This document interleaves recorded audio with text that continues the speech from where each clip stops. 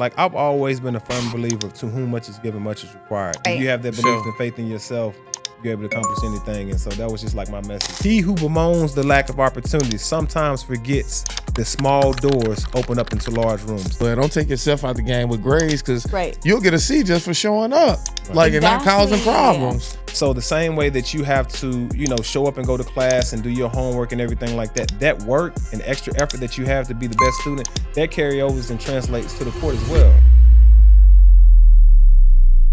Hi, everybody. Welcome back to the Developing Athletes podcast. I am joined by my co-host, Shazilla, and today we have an amazing guest with us, Mario West, former NBA player, now author, philanthropist. I think the list goes on, but we're so happy to have you today. Thank you for having me.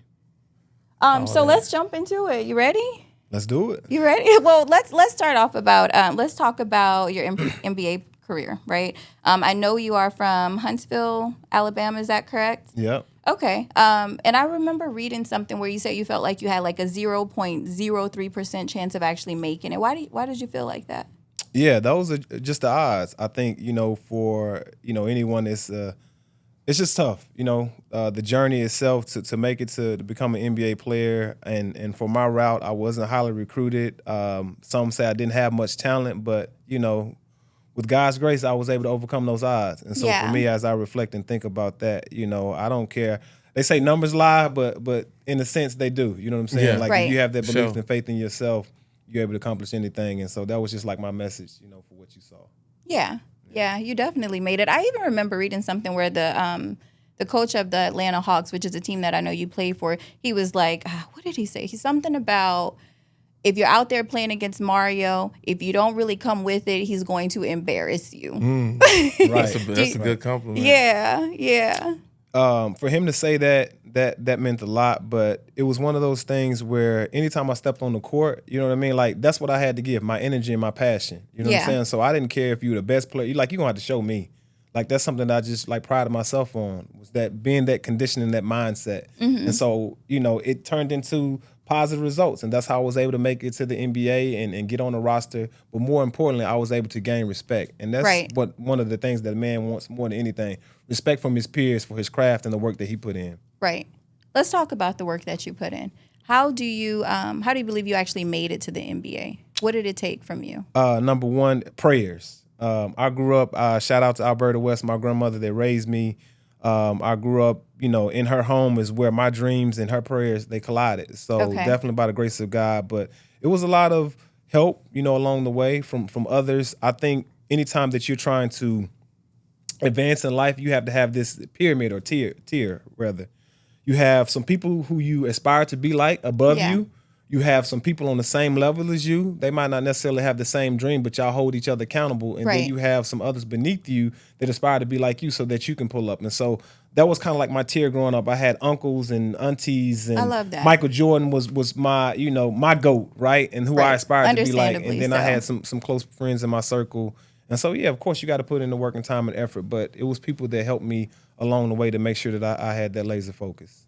But you didn't end up at just any school, though. You landed a position at Georgia Tech, though. So there had to be some type of academic success there, too. So tell me about that. You must be a smart guy. Yeah, just anybody don't get in Georgia No, Tech. not not in Tech, man. Shout out to Ramblin' Wreck, man. I am grateful that I was able to get into Georgia Tech. But for me, that was my dream school, you know what I'm saying, growing up. And so my dad had this rule, right? It wasn't just no pass, no play. If you didn't make straight A's, you know what I'm saying? Like, he really conditioned me to always put my best foot forth. And how I got to Georgia Tech, if I can just tell a quick story, was we were playing McEachern High School at the time, right? This was my senior year. And there's a guy by the name who would later become my teammate with the Atlanta Hawks, Josh Smith. He was a sophomore at McEachern. Okay. They had two pros on that team. Josh was a pro, future pro, and also a young man by the name of Morris Allman, who ended up going to Rice. Mo Allman went to Rice. Get drafted, by Rice and Utah Jazz. And so I had no idea that the school, that the head coach of the school that I wanted to attend was in attendance. He wasn't there to recruit me. Yeah. He was there to see Josh Smith. But we went head to head. I had a good game, and Josh had a good game. Showed up. I remember I teased Josh all about it all the time. You know what I'm saying? This was back then when he was on the 6'5" before he was 6'9". 32 points. He had 26, but I really competed at a high level that Yeah. impressed the head coach at Georgia Tech. Like, And hey, he didn't even come to see you, but you just performed. And that's what it's all about. Like, Yep. anytime you step in between those lines, you never know who's there watching you. You know what I mean? So Definitely. got to take advantage of the opportunity, and I was glad that I did so. So you were a straight A student? No, I wasn't a straight A student. I had a 3-point. Let me back that up. Let me clear that up. So I had a 3.6 GPA, which I was a Hope Scholarship recipient. So I had A's and B's, right? So I really took the classroom seriously, and that's how I initially got into Georgia Tech. As everyone should. Right. So, shout out to Georgia Tech and my pops for making sure that I did the job in the classroom. That you had options in life. Yeah, for sure. Absolutely. Yeah. I always tell the young fellas, don't take yourself out the game. Like, at least, like it's hard enough being a good basketball player. Don't take yourself out the game with grades, because you'll get a C just for showing up, like, and not causing problems. I like, definitely learned that. On a base level. You know what I'm saying? Yeah. So we if talked you show about up, the grace is there. Yeah, for sure. I think more importantly, though, what it shows, though, is all about habits, right? Mm-hmm. So the same way that you have to, show up and go to class and do your homework and everything like that, that work and extra effort that you have to be the best student, that carryovers and translates to the court as well. You know what I'm saying? Because a lot of people just have talent. Yeah, there's some people that's naturally smart, but if you don't hone in on that craft and you continue to practice and continue to advance in knowledge and read books and stuff like that, you're just going to stay at that same level. And so I was always trying to advance and be the best version of myself. I love that. Even back then? Yeah. You must have came from some good stock, okay? Yeah. In the beginning of this, I said Alberta West, right? Yeah. So shout out my grandmother. To Alberta. I'm saying? shouting you Alberta out too. West. Is she still with No, us? unfortunately, she's not. But my grandparents, she's one of the ones that made sacrifices. They didn't get to go to high school and college and everything like that. So, when you have, older grandparents or older, parents, they want to make sure that you get what they didn't get. You know what I'm saying? Definitely. In terms of education and best version. And that's one of the things that she instilled in me besides introducing me to God. So, yeah, shout out Alberta. She's watching down. She's proud. She definitely is. That's what's Has up. to be proud. Yeah. Speaking of habits, what's some of the habits or routines that you did while you was in the NBA that you translate over into your daily life and business today? One of the things, y'all gonna think I'm crazy, but I am, and I got this from my grandmother. I'm sorry, she just ingrained. This is Alberta West right here, just in the flesh. But making my bed, every single day I make my bed. Even if I stay in a hotel, yes, I will have them come clean, but I will also make up my bed. Like, I'm very neat, I'm very organized, I'm very punctual. I respect people's time, and I want people to respect my time as well. And I feel like that's been able to translate. So from a basketball standpoint, it was about showing up. Now the practice was at 10 o'clock. I'm there at 8:30, right? To get my pre-workout in and everything like that. And then it's also staying late too as well. I think Kobe Bryant really said it with his Mamba mentality and his mantra of, I remember him waking up, hearing about stories about how he was waking up at 4 o'clock in the morning, and he would have, start his routine and his practice and stuff like that. And before 12 o'clock noon, he's already worked out 3 times, and he did that for 20-some years. And you see how far his game, took always it. Hungry. And so that was something that I kind of like developed later on once I heard about him doing that again. That's going to the tier of where I was saying you have someone above to inspire, who you want to be like. And so being punctual, being organized, also not afraid to fail. I think that's something that, that I translated to as well, because you got to have that even in business, right? You know what I'm saying? No risk, no reward. So that was something that I translated into my game as well, and those things that I still carry with me to this day. So still at Tech, right? We're still at Tech. You majored in business management, right? What made you do that? Were you just enterprising, entrepreneurial? Did you just love business? Because I would think because I'm a girl, right? Just a girl. I would think that if you can make it to the NBA, if you can make it to the professional level in sports, then you just have to be like super dedicated to that craft, right? Always working out, like you said, spending extra time in the gym, but just laser focused, right? But you made really good grades. You decided to major in business management. So like, what did you see for yourself in the future?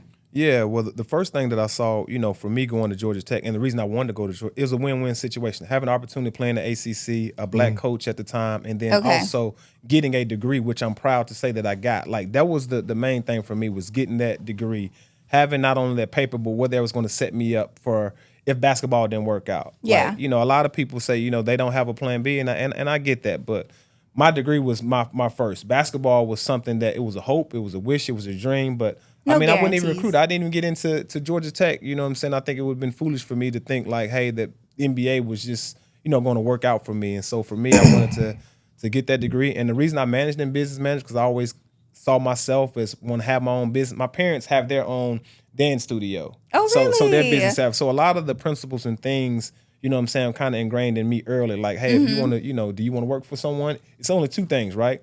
Either you chase your dream and you build your dream, or you end up being hired by someone else and you building theirs. And so I said, what? Right. Yes, I'm going to play in the league. That's what I want to do. But I also want to set myself up to be, different and have my own thing.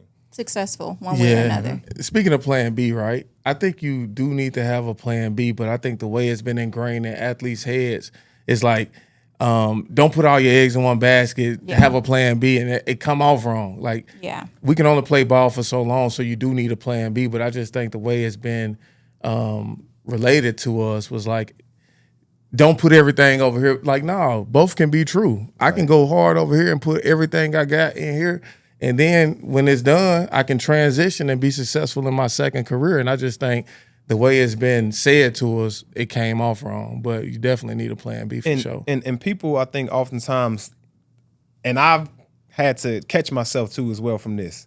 I'm gonna cross that bridge when I cross that bridge. So right now, I'm gonna make this main thing the main thing. You know what I mean? And so I think having an understanding, like, yes, you can do multiple things at once, and it's all about just planting those seeds. Yeah. You know what I'm saying? So that you can enjoy the fruit of wherever you planted those trees at later on in life. You know what I'm saying? Using basketball as a catalyst, as a platform to open up doors for so many other different things. I wish guys really just had that mindset, and people express that. But it's also, it comes down to the people that they're around. You know what I'm saying? If the people that they're around are nothing but just basketball, but if you got other people that are around basketball and business and stuff like that, like we need help, especially when you're young. You know what I'm saying? You don't know any other way. That's what you've been doing. I started playing a game of basketball at the Boys and Girls Club at the age of 7. Okay. So, luckily I had, parents along the way. My father didn't play professionally. He was just a blue collar worker. So he's like, listen, man, you better get them hands dirty. You better get that degree. Like, I understand you want to play basketball. I'll support you, but understand this is a reality in case basketball don't work out. Exactly. Yeah. I love that. All right, so somehow or another, life works out, and I'm almost of the belief that is because of Alberta West at this point. Absolutely. You make it to the NBA. Yeah. Tell us what the first year was like with the Atlanta Hawks. The first year, like with the Atlanta Hawks, wow. The moment that I finally got the nod that I had made the squad, right? Yeah. We had just finished our last preseason game in New Orleans. It was right after like Katrina had happened and everything like that. Super familiar, yes. And so we on the way back in the back of the plane. So all the stars, right? They sit up at the front of the plane, then kind of like at the middle of the plane. That's like where the coaching staff and everything like that, they sat. And then the guys that were trying to make the team, we sat in the back, right? Is that how they do it? I mean, back then, you know what I mean? Don't love it. I mean, like, there's no way, which, you got to think about it, right? If you're a rookie or whatever, you got to earn your stripes. You got to earn the right to sit up at the front. You know what I'm saying? With I the didn't other guys. think And it then would be there's so not that many political, seats. though, even on the plane. Yeah, man, they get first dibs. They got their own seats. That stuff like that don't bother me. The hazing and doing things like that stuff never. But like, I'm gonna earn my respect. Like, I'm gonna get it. But to sum it up, shout out Harold Ellis, who was with the Hawks. I think his title was like Director of Player Personnel. He's a Morehouse legend. I think probably the only one that has their jersey retired at Morehouse. When you go to Morehouse, really? Yeah, Harold Ellis. He played at Morehouse, played in the league, but he came back and he was like, "Hey, I want you to know you made the team."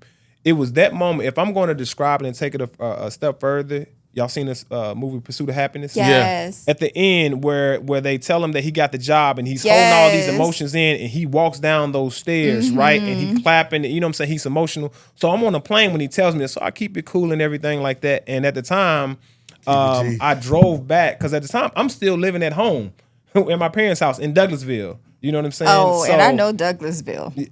It seems very limiting. I mean, it's true. It's true. Douglasville is not Atlanta. It just we don't want to be Atlanta. It's all right. I know we said I'm from Huntsville. That's where I was born. But I moved to Douglasville when I was 9. So I'm gonna rep D-Ville all day. He's standing on business behind Douglasville. So I drove probably like 45 minutes, and I remember knocking on the door, waking up. Mine just like 2:00 in the morning, and I remember telling my dad, like, that was just one of the most memorable moments, having that moment with my parents and with my dad. You know what I'm saying? All the sacrifices he made. And so that first year was really a blur. Like, I remember vividly We stand like the Ritz. I mean, because when you're in college, you stay at nice hotels, but it's like the Marriott or whatever. But man, we stand at these, and it's like, oh, you got per diem. You can, order food. Like it's even being in the locker room. And I'll share about this, man, because I just get so excited just thinking about that experience. All the shoes, Nikes and Jordans that you want, like what shoes do you want to wear? You know what I'm saying? New gear or whatever. But they had basically a CVS inside the locker room. Right? So, you have your personal like toiletry items and stuff. And I was like, well, listen, man, I ain't got no soap. I didn't bring my like I didn't expect like I was gonna, shower back at home. They was like, no, man, go in. We got you. Right. We got you. And you open up. I mean, they literally had basically like a mini CVS. And I was like, food laid out is nothing that you possibly could want when you're in the NBA. Like you have all the resources to be successful. They want to make sure that you're the best version so they can have the best product out there on the court. So yeah, nice. I was just in total awe to sum it up. I'm sorry. Yeah. I want to go back to when you told your parents though, specifically your dad, because I know you've mentioned him and his emphasis on making sure that you still got your degree, still had a strong work ethic. What was his reaction when you told him that you made the team? My dad is not one to show a lot of emotion, but I can tell he was really, really excited. So if I can back up and really highlight how that all unfolded. So I had the opportunity to walk on to Georgia Tech, which meant that my parents were going to have to take out loans, right? Yeah. Georgia Tech is very, very expensive. So I had a scholarship offer to go to Tennessee State. Okay. Full ride, right? And at the time, my uncle was actually an assistant coach. And this uncle in particular happened to be one of my biggest inspirations in terms of basketball. Grew up watching him. I wore the same jersey number 4 in high school because of him and everything like that. And having that candid conversation of telling him, like, no, man, I know I got a full ride, but I want to go to Georgia Tech. Yeah. And my dad, I felt bad like I let my dad down in particular, right? Because he had made all these sacrifices for me growing up. And now here I am asking you to pay for school, knowing that we don't have this money, knowing that it's going to put the family in debt. But my dad said one of the realest things ever, to me. And we were in the kitchen and he said, son, he was like, man, listen, if that's where you want to go, listen, we're going to figure it out. Don't worry about that. And so fast forward when I actually made it, knowing that now I'm in a position, because one of the first things I did was like, hey, look, let me pay off my car, because they got me a car my junior year, and let me pay off the remaining balance of that loan. Like, I got this. Like, it was my time. And I just remember my dad was just like, man, you did it. You know what I'm saying? And he was excited. I love that moment. So, it makes me want to cry. Like, that's so special. I would ask where you get your work ethic from, but I think you already kind of said it. Like, because you got to be gritty to be undrafted and really grind it out and go that route. A lot of people don't really know what goes on behind the scenes and what it takes to get there. So kind of talk about that. Like, how was that for you, like going undrafted, trying to make the team? I know you just said when you made the team, but how do you stick? Right. You know what I'm saying? Like day to day, like not knowing if you're going to play or not, like being a role player. Like, what's that life like? It's tough for me. And speaking about the work ethic, like my dad, like I get so many, and I think if you're going to be who you're supposed to be, right, and you want to be the best that you can be, you have to pull from different people. Mm-hmm. So my dad served in the Army. Obviously, he was raised by the legend Alberta West, so the discipline and everything like that hard work and stuff like that. Like, I get that, you know what I'm saying, from him. And then on my mom, you know what I'm saying, like her work ethic as well, because she grew up from a big family. So it's one of those mentalities like, listen, we got to get it and we got to figure it out. And so for me, the grit and understand, like, you're not going to play and everything like that. Like, I didn't really get too caught up in the results, because I felt like if I put in the work, like continue to put in the work over and over and over, it's going to show. Yeah. Like, that's just something that I just really, really prided myself on. And I'm just one of those, like, I'm a man's man. Like, I like being out. Like, I like sweating. I like hard working, like diving on the floor. Like, that's who made me. Yeah. And I think for anyone trying to make an NBA team or roster or stand out, just do what you do and do it best. Yeah. So when I went on the Hawks, okay, they had, shout out to my big bro, ISO, Joe Johnson. At the time, they had Josh Smith, Josh Childress, Zaza Pachulia. You had like all these guys, man, that were really, really talented, could do multiple things on the court, but there was only one Rio, only one guy that really was going to, do some of the grunt work, willing to do it. Not that these guys weren't capable, but they had so many other things to do. You know what I'm saying? And so I was willing to do those things and sacrifice to do that in hopes that, that it would land me a spot. Right. I think you always need a glue guy. I always say that. Everybody, it's not enough balls for all stars. You need those glue guys, those specialists, people who, you know, they're going to do what they do night in, night out. Right. They're going to do their job. Understanding the assignment. Like my assignment every single day was to get the guys prepared for the upcoming game, right? And doing so, you know, that may rub people, you know what I'm saying, the wrong way. I'm like, man, why you going so hard, man? You never gonna play. But that's not your business. That's not my job. And a lot of people are afraid to do that. Yep. The job, right? Like everybody want to be in your shoes, but when it comes down to doing the job, not knowing, you know what I'm saying, like if the benefits or the results are going to show immediately and if it's going to translate. Right. But the proof is in the pudding. You know what I'm saying? Like if you continue to put in the work, because at the blink of an eye, opportunity, bam, could happen. So, you know. And how dare you not be prepared? Dare you not be prepared? That's the worst thing that a man could do. Right. You know what I'm saying? Like to not be prepared.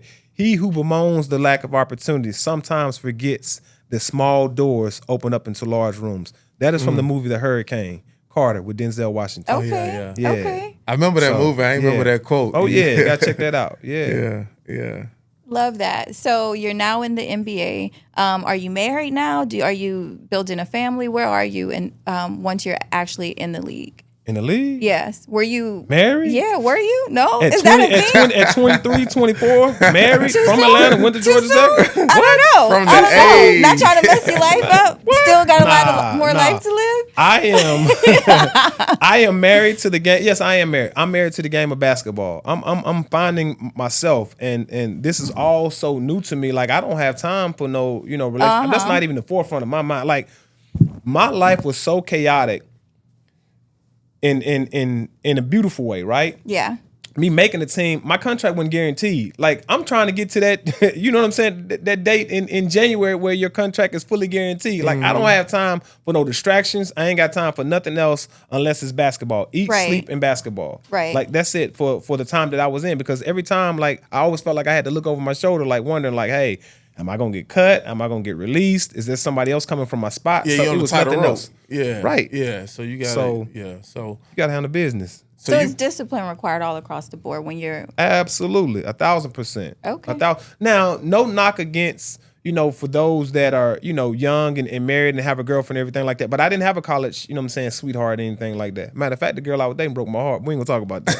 But I used you don't that. want to talk about that? Yeah, but I used that, right? I used that in all seriousness, man. I did have someone that I really, really liked, man, and broke my heart. Was dating someone else that was already like established and, you know what I'm saying, actually was playing in the NFL, right? And so then fast forward, then I make us like, oh man, well, you know what? You missed out. It's all good. It worked out. You know what I'm saying? So you live and learn, you know? Yeah, Definitely. for sure. Yeah. So you played 4 to 5 years total, right? Mm-hmm. Would you do anything different as far as your NBA career? What would you have done differently? Is there anything you could have done differently to stick longer? No, there's nothing that I would do different that I felt like could have, you know, propelled me to stay longer. However, that would have set me up for life after basketball. I would have did that different, right? There's so many people that are the owners and season ticket holders and so many different people that are really wealthy individuals, really, really smart individuals. I felt like I would have got to know these people. I would have went to go introduce because the thing is, like, we talk about relevance, right? Yeah. When you play in the league, everyone loves you. Everyone wants access and you know, to connect with you, right? And help you build whatever it is that you're trying to build. But then when you step away from that game, it's like, oh, who was this again? Exactly. Like, man, this the same number, man. We just was, you know what I'm saying? So I would have really manifested and really cultivated those relationships, important relationships. So then when the inevitable happens, the transition itself, then it's easier, you know what I'm saying, to help you. And that's something that I think a lot of guys should do.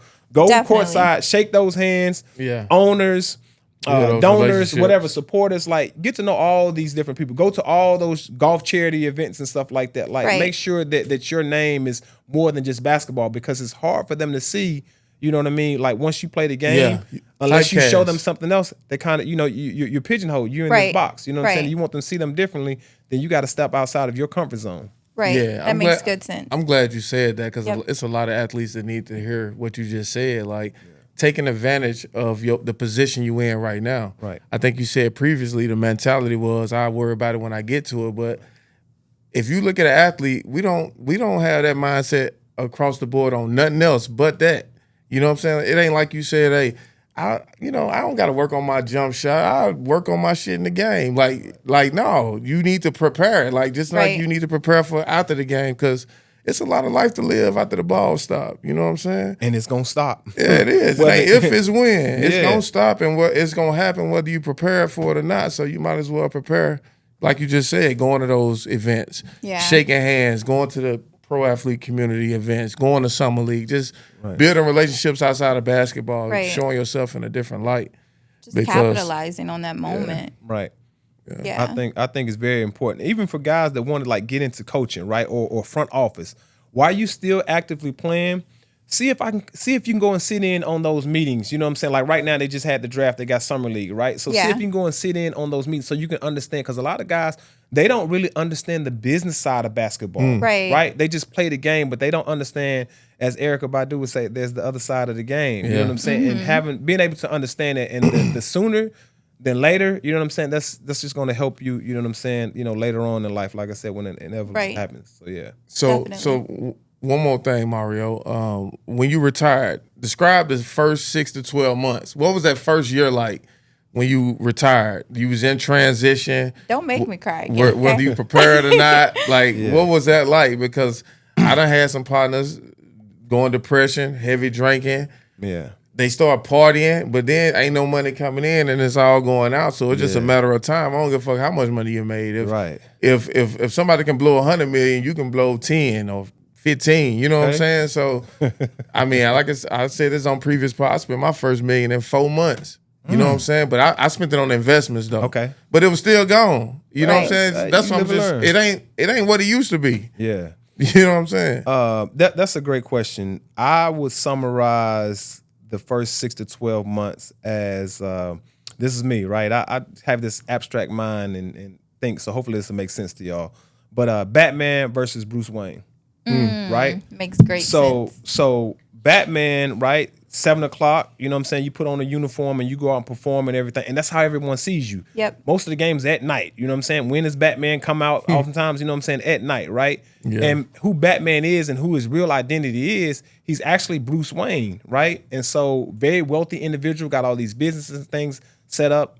And so I remember going to the gas station. Well, I remember going through that transition period of trying to figure out what life was going to be like and trying to reinvent myself and figure out who is Mario West outside of basketball, right?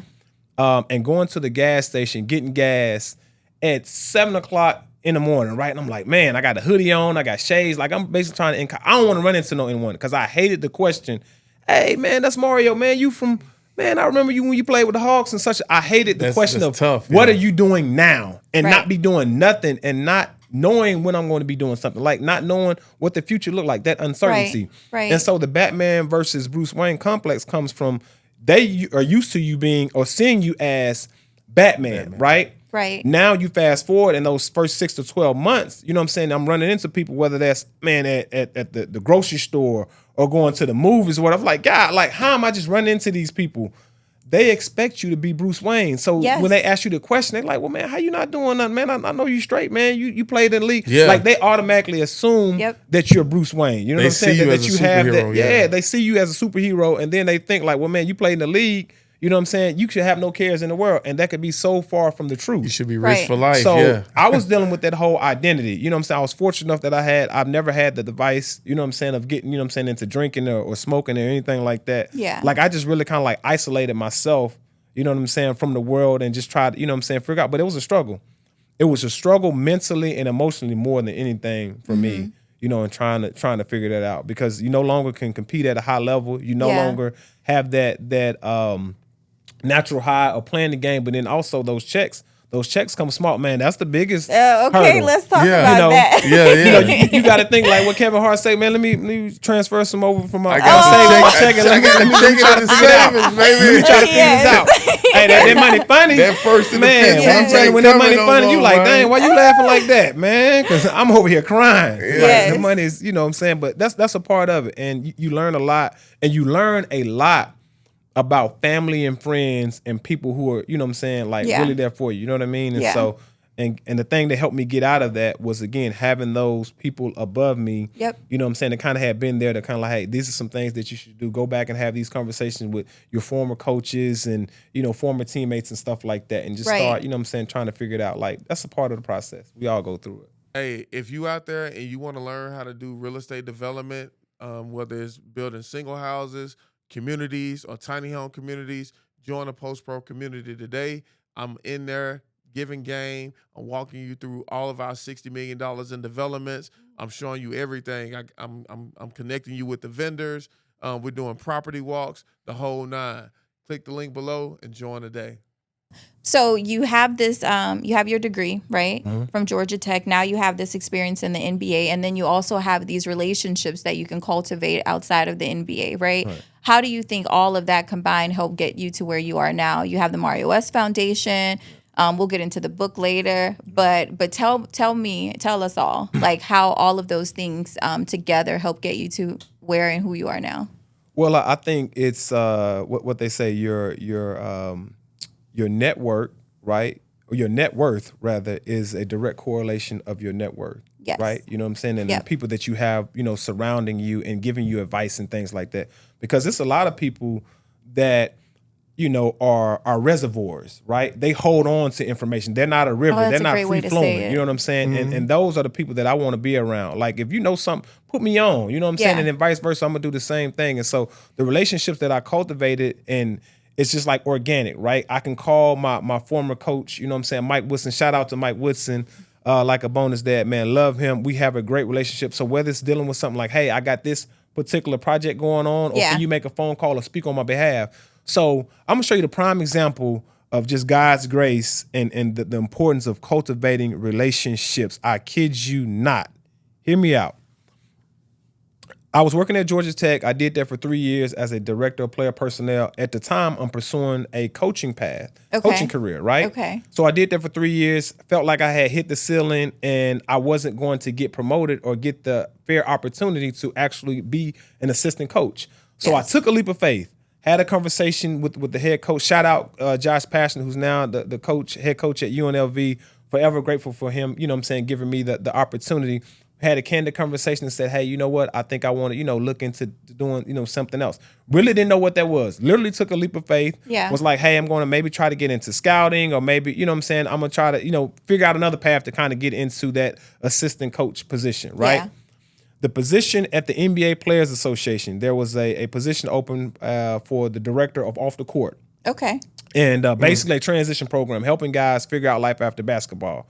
And I was like, wow, this is, I was really intrigued, right? Because that would give me the opportunity to add impact and value in an area where I struggled the most. You know what I'm saying? Like, I was very, very passionate about the work itself, and I struggled, right? And you can relate. And I can relate. Yeah. So the cultivating relationships and why it's so important, because I interviewed for the position, right?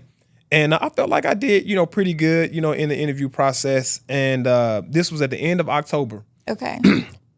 As we talk about how the money get funny and stuff like that. So mind you, my last job with Georgia Tech was May. Fast forward now, it's October. No income coming in. I'm just like, yo, like, stuff just steady going out. I got to figure something out. So luckily, my boy was working at this Tahitco. They made parts for like the Boeing airplanes and stuff like that. He was like, hey man, I may be able to, you know, help you get on or whatever. It was a warehouse. It's nothing like glamorous, sexy and anything like that, but you'll be supervising people. It's in a warehouse and everything like that. You be working the graveyard shit like 3. I'm like, you know what, man, I got to get something, you know what I'm saying, coming in. Took that job end of October, had the interview simultaneously as I'm starting that job with the NBPA for the director of off the court. And they said, we'll let you know in 2 weeks if you got the job, right?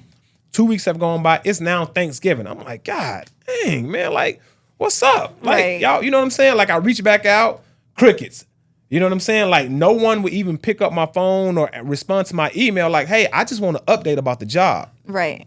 I'm sitting here and I'm having one of these moments. I'm sitting here thinking, I'm like, you know, God, what can I do?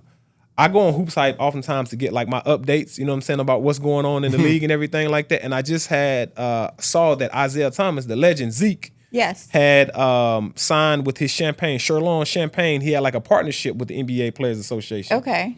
Mike Woodson, and then it dawned on me, Mike Woodson, who's like my bonus dad, right? Him and Isaiah, they're tight, super tight. They both went to Indiana and played. They have like the best, like they boys. Yeah. So I reached out to Woody and I said, hey, Woody, I had just applied for this position at the Players Association.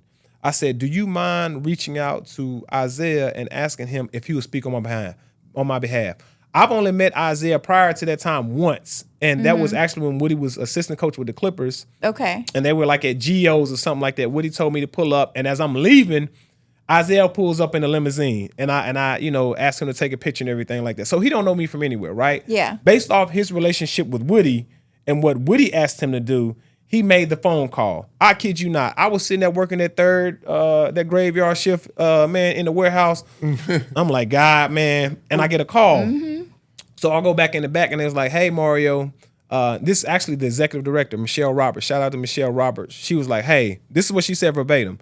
She was like, hey, we want to let you know that you got some powerful friends. And we would like to know if you would like to accept the position as our next director off the court. I love it. That's dope. I had told from the warehouse. This happened on a maybe like a Wednesday, right? That I asked coach to make that call. They called me the next day on that Thursday to tell me that I had the job.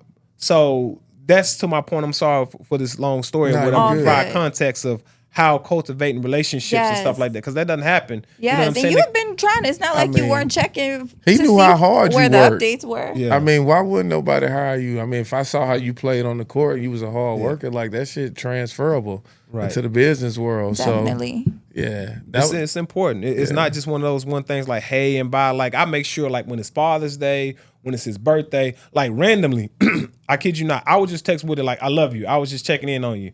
Like I was gonna do the little joke with him and call him and be like, "Good night." You know what?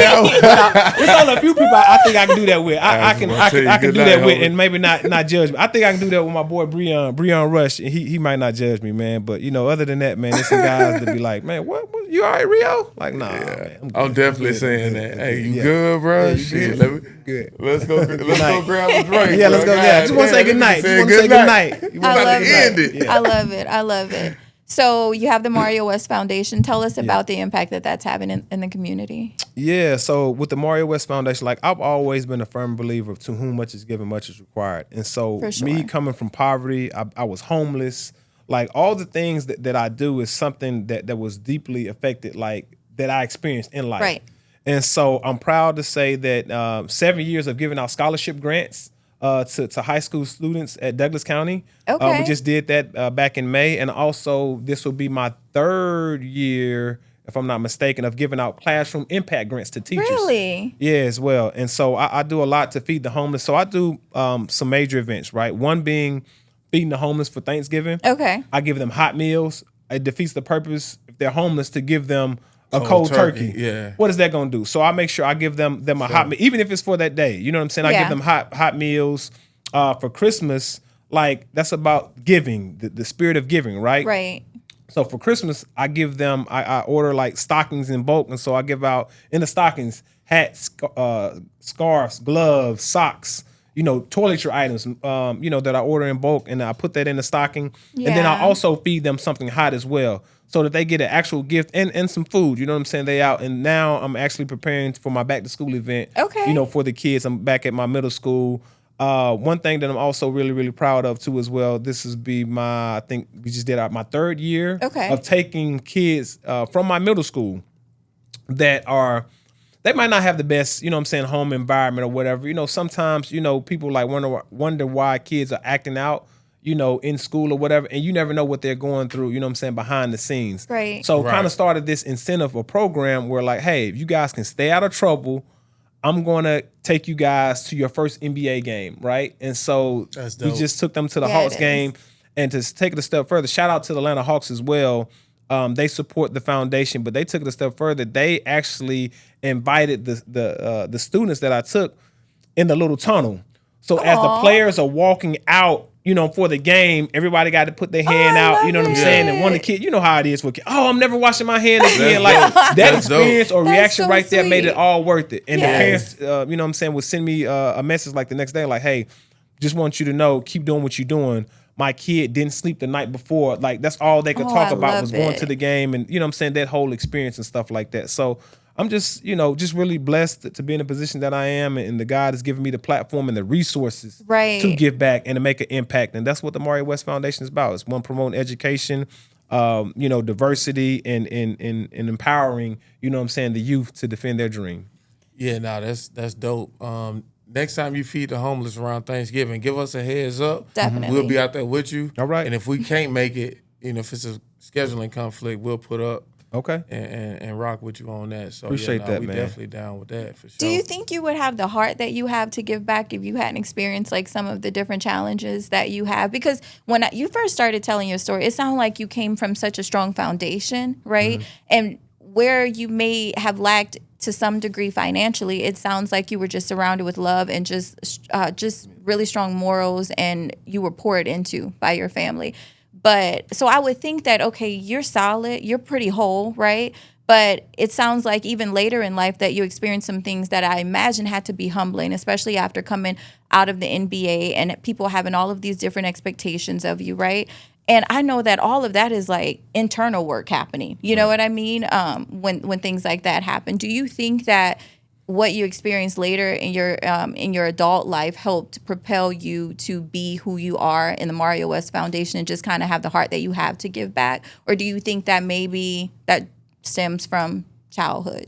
Yeah, no, that definitely still stems from childhood. All of that, you know, I think that the game itself, shout out to Keo Spikes, as you know, thinking about what you're saying, and it's kind of, you know, circulating other things in my mind, but he wrote a book called Behind the Mask, right? Yeah. And so the game itself, when you put on that uniform, you know what I'm saying, like you're covering up a lot of things, right? A lot of trauma, a lot of things that, That's you know powerful. what I'm saying, you went through in life. Yeah. And then when you take off that uniform, and in particular when you retire, it's like, man, all that stuff come back up the surface. You know what I'm saying? And it's like you got to deal with it one way or another. You know what I'm saying? So hopefully you deal with it before or during while you're in the midst of, you know what I'm saying, doing what you're doing. But yeah, it definitely stems from my upbringing. Everything stems from my upbringing. Yep. And that's just the way I was raised. You know what I mean? Like, if you have an opportunity to make impact and do something for someone, then you do it. You know what I'm saying? Jamal Crawford, shout out Jamal Crawford. He says, again, I'm shouting out names and name dropping because these people have influenced me and we resonate. There's a lot of synergy. Sure. But big bro, but he says, I love when money makes a difference, but it doesn't make you different. You know what I mean? I like that. So that's his quote. So don't like take it, that. like That it. ain't no Rio or nothing like that. You know That's what I'm saying? real shit though. I love that. And so for me, it's been about that. And I feel like while I'm blessed today, like a kid that 0.03 chance of making it, you know what I'm saying? It's only 5,000 kids, guys that ever made the league. Like I wasn't supposed to make the league. You know what I'm saying? I know some guys that are way talented than me, but God had his hand on me. My grandma's prayers, you know what I'm saying? And said, you know what, man? You still gonna make it against all odds, man. And so I feel like it's a duty. It is a responsibility. Yes. God didn't just give me the gift and all the things that he opened up the doors for me to play in the league just for me to enjoy it, but it was a way for me to connect and also to acknowledge, you know what I'm saying, his presence and his power. Well, I disagree, bro. I think you should have made the league. Like what's supposed to happen, happened. You know what I'm saying? Like it's natural selection. You know what I'm saying? Like you put the work in, you respected the game, you didn't cheat the game. Like that go a long way. It ain't all about talent. You know what I'm saying? I done been in some layup lines and seen dudes windmilling and doing all this shit. But, you know, they front runners. They get down by 10, they gonna quit. You know what I'm saying? So they cheating the game. You know what I'm saying? So nah, it ain't all about talent. It's about the whole package. Yeah. Like we just talked about it earlier when we said numbers lie. Right.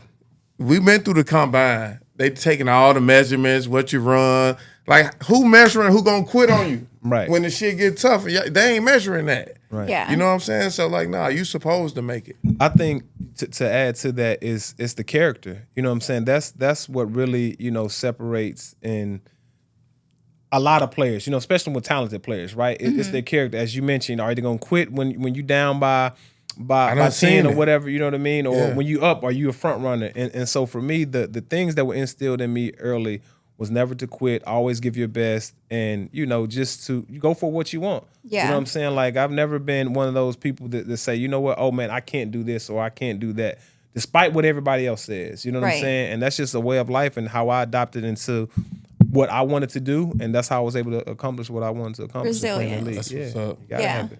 Yeah. So you're known for being just an amazing defender. Now you have this book out called Defend the Dream. And everybody, he even gave out these really cool bracelets with Defend the Dream on there. And so we're proud to wear them. On there. Tell us what inspired the book. So I'm over in Argentina. Okay. And I feel like anytime you go over to kind of like South America, like your career is kind of like, you know what I'm saying, like winding down. And no knock against it. Like you over there, Mexico, Argentina, like, hey, the end is more near, you know what I'm saying? Like when you get over there. Like you're not over Summer League. It's over with. It's over. Just you ain't over in Europe no more. You over in that league, right? So I was over in Argentina. I was in Formosa. I think one of the hottest cities over in Argentina.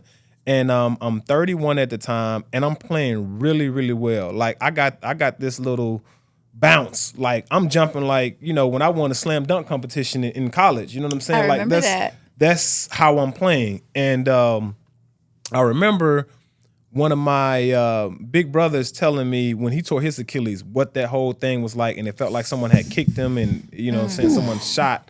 And of course, I seen the movie Troy, which was one of my favorite movies with Brad Pitt and everything like that. Achilles. But I tore my Achilles. Prior to me tearing my Achilles, the only real significant injury that I had was tearing my meniscus. Okay. And that was like a partial tear, but I came back immediately from that, and I was still back jumping. You would thought like, hey, I needed to tear that because I was jumping even higher once I did that.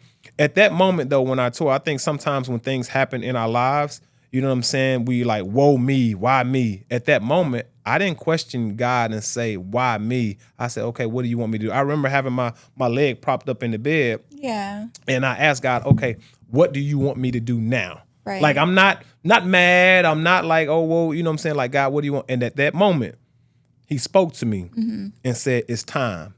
And the book I had been putting off for years. Like, I really wish, going back, like while I was playing, you know what I'm saying, that I would have put out the book and I would have started the foundation and did some of these things and everything like that. But, sometimes we try to figure out and say, okay, when this lines up this way, when I got this much money, I'm going to do X, Y, and Z. But time ain't promised. I mean, that ain't promised to nobody. You know what I'm saying? And sometimes we run from things that we are called to do. And he told me it's time. Like, either you going to sit down, like God basically like set me down.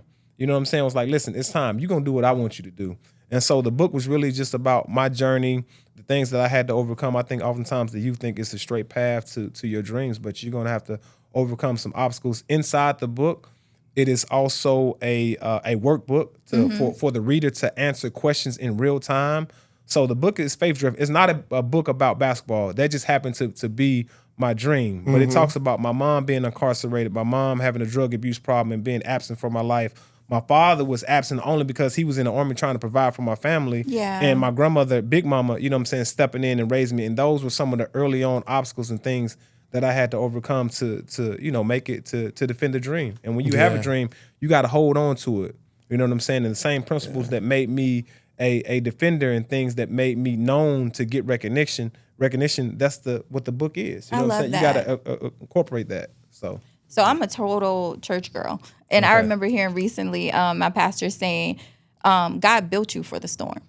You know what I mean? So it's almost like we experience these things. And just like you had peace, like when that injury happened in Argentina, it's almost like everything kind of just happened in such a way that you were prepared for that moment. But every other moment where we had to kind of struggle with something, right, or had some challenges, it's like, well, you're fully equipped to weather it, you know what I mean? But you have to understand that. You have to not be in a position where you're just like almost resentful of the different challenges, but where you say, okay, all of this mounted together and all of that coupled together really kind of made me ready for this and prepared me for this. So like I know I can get through it. Right. But I love that you titled it Defend the Dream, because it's almost like if we're looking at the dream as your NBA career, right? And all of the people who came into play to kind of help nurture your ability to get there, right? Like I feel like you speaking about your parents and the different things that you experienced in your childhood, all of that collectively helped defend the dream kind of thing, if that makes sense. No, it makes perfect sense. I think,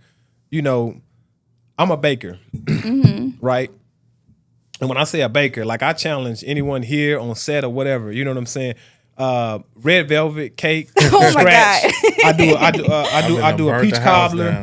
I do fried Oreos, banana pudding. Bro, do you can cook like that?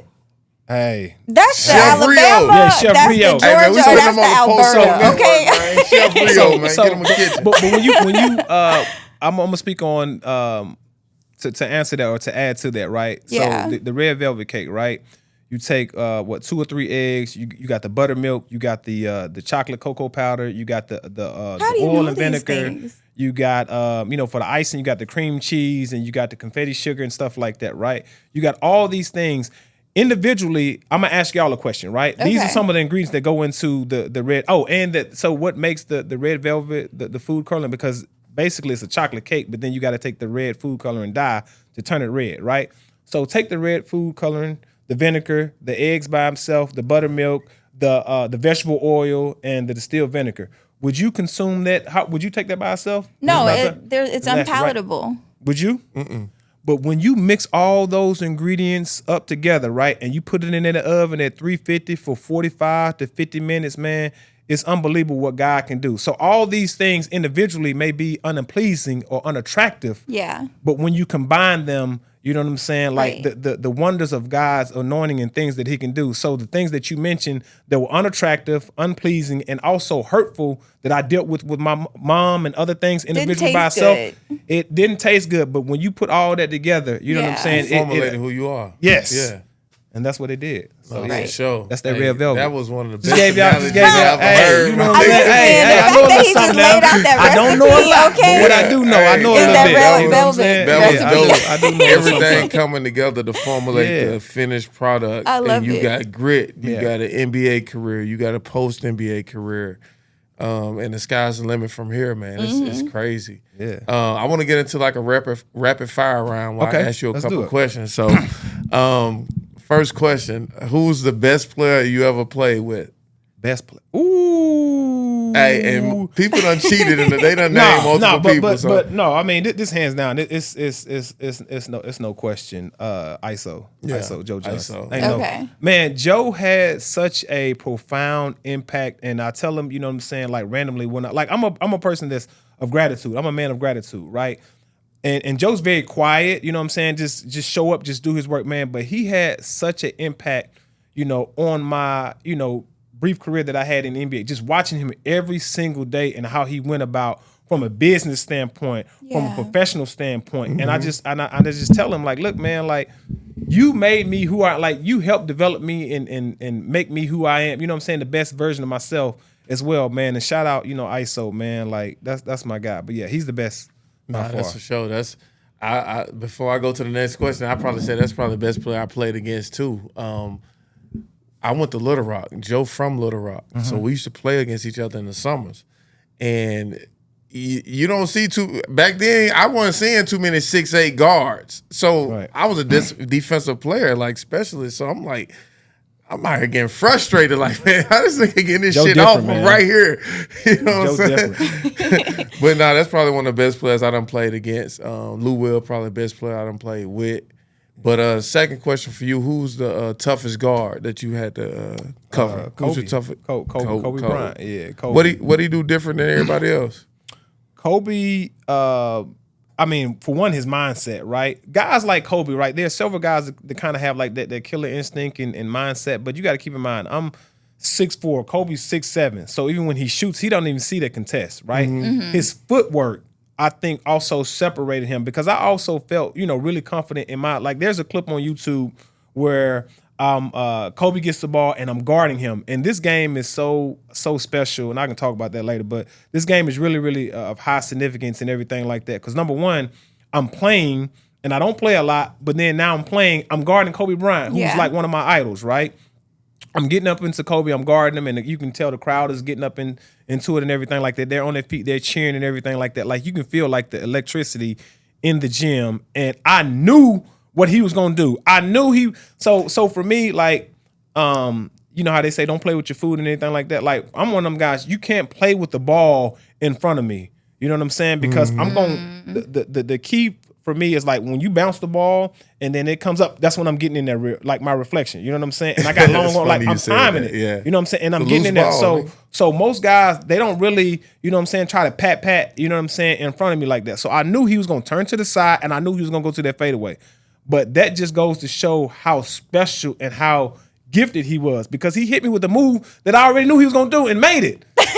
And I was like, man, but when you look at the video, it's really, really good defense. You know what I'm saying? But like I said, when he raised up, man, and he been doing that. But my mindset though, right? Because some people are fearful of the moment, right? Okay. I don't want him to shake me. I don't want him to dunk on me and stuff like that. Like my mindset was like, he does that to everybody, right? I'm Mario West, right? So if he did that to me, who's gonna care? He's doing that to people that's on his level. But how many people can say that they took the ball from him or blocked his shot and everything? It just so happened I ain't do neither, so I'll just add it to the list.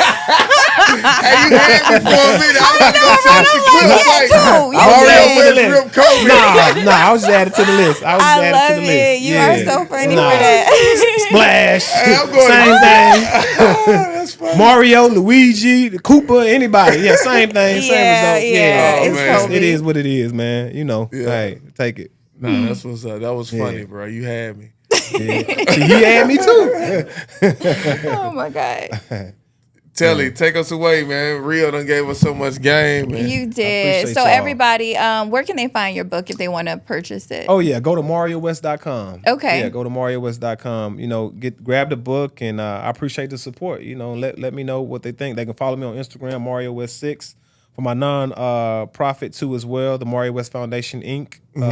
They can check that out too as well. Got a website and everything like that to see the cool activations and things that we're doing to make an impact and to give back, show love. Yeah. So last thing, man, before we let you go, man, look into your camera and what's one of the things you'll tell one of the current players on preparation for retirement?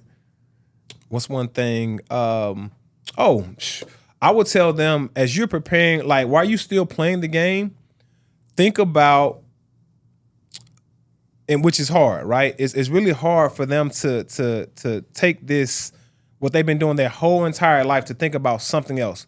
But it's two things. Either you leave the game or the game leaves you. And it's only a matter of time before that happens. I would really say start planting those seeds. And what I mean by planting those seeds, like, think about some things that you can consider yourself doing, whether that's coaching, you want to get into venture capital, you want to, I don't know, go back and get a degree, whatever it is.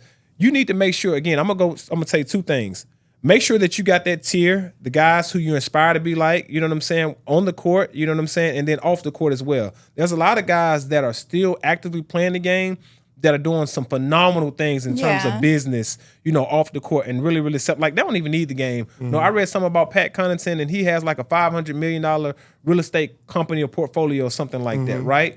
So make sure that you have the proper tiers of guys that you can connect with and really spend some time with and get some really sound advice from. Right. And then cultivate those relationships. Oftentimes, man, guys will go into a room, they may get a contact, a business card, or get someone's number and stuff like that, right? And we'll never follow up until like 6 or 7 months later when they really, really need something. Then I got like, oh, who was this? Like, no, man, as soon as you get that business card or you get that email, man, you need to step to the side, go to another room or whatever. And hey, thanks for the meeting. I would love to set up time for lunch, coffee, or breakfast or whatever. Like, you got to be on it. And you have to be intentional and proactive when it comes to cultivating these relationships, man. And I would just tell them to do that, man. And like I said, make sure that you got the right people in place so that you can do so. Yeah, for sure. I mean, also too, intern in the off season. Get your workout in, go do your yoga, stretch, be with the family, and then go sit inside a business of what you want to do after the fact and get that on the job training. You know what I'm saying? Like you said, it's hard. Shit, getting robbed by your accountant is hard too. You know what I'm saying? Choose your heart. I got robbed with no mask on. Yeah, and that's how they do it. And the thing, I just paid for an audit today, $1,200. Man, y'all, you got it. Yeah. $1,200 or $12 million. Right. You choose. You know what I'm saying? Choose your heart. So this is the Developing Athletes Podcast. We right here with Mario West, NBA player. fuck, defend the dream. This your show. Take us away, Chantel. All right, everybody. Thank you for joining us again on the Developing Athletes podcast. Thank you to Shazilla, my co-host, and of course, thank you to Mario West. We're so honored to have you grace us today. Everybody, go get his book at mariowest.com. Defend the Dream. Support the Mario West Foundation. And players who are out there, take his advice because you'll need it.